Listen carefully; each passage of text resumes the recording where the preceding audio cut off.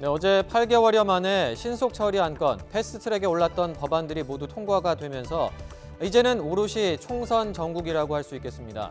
현역 의원들은 지역구에서 분주하고 또 공직자들은 오는 16일 모레까지인 사퇴 시한을 앞두고 막판 저울질을 하고 있습니다.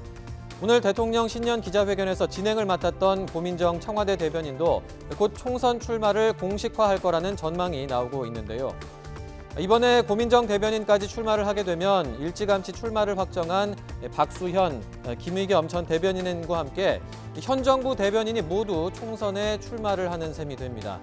이외에도 전 수석과 비서관, 실장 등을 포함해서 오는 4월 총선에 나설 청와대 출신 인사가 70명에 이를 거라는 관측도 있습니다. 유독 이번 총선에 도전하는 청와대 출신 인사가 많다는 분석인데 이유가 뭘까요? 우선 임기 반환점을 돌았는데도 이 40% 후반을 유지하고 있는 문재인 대통령 지지율이 한 가지 이유로 꼽힙니다. 또 야당 지지율이 여당에 크게 뒤지면서 선거판이 전체적으로 여권에 유리한 점도 긍정적인 요소로 볼 수가 있습니다. 그리고 신인에게 최대 20% 가점을 주는 민주당 공천 규칙도 한몫을 했다는 분석인데요. 선출직에 처음 도전하는 인사라도 한번 해볼만 하다라고 여길 요인들이 적지 않다는 거죠.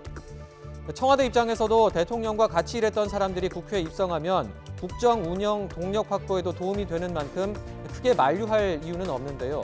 다만 이번과 같은 무더기 출마가 입법부를 청와대 출신 인사로 채우려는 게 아니냐는 인상을 줄 수 있다며 경계하는 목소리도 있습니다. 또 청와대 출신 후보들이 너도 나도 대통령과의 인연을 강조하면서 이른바 문재인 마케팅에 열을 올리는 게 바람직하지만은 않다는 우려도 있습니다. 예를 들어서 지난 9일에 김의겸 전 대변인이 자신의 SNS에 올린 이 포스터를 보면 대통령 사진과 함께 대통령님께 하고 싶었던 이야기들 이런 문구를 써서 대통령과 직접 소통을 강조하는 듯한 느낌인데요. 총선 예비 후보로서 유권자 의견을 듣겠다는 취지이긴 하지만 지나치게 청와대 대변인 경력에 기대려 한 게 아니냐는 논란이 일기도 했습니다. 이렇게 과도한 마케팅 우려 외에도 경선 과정에서 공정한 경쟁이 안 될 수 있다는 걱정이 민주당 내에서 나오는데요. 이른바 청와대 프리미엄 때문에 후보의 실제 경쟁력이 왜곡될 수 있으니까 청와대 이력을 쓰지 못하게 하자는 주장도 있습니다. 하지만 청와대에서 근무를 한 게 사실인데 이력에 못 쓰게 하는 건 그 근거가 약하다는 반론도 만만치가 않습니다. 그래서 대통령 지지율이 높은 일부 지역의 후보는 청와대 근무 이력을 못 쓰게 하자는 이른바 절충안 이야기도 나오는데요.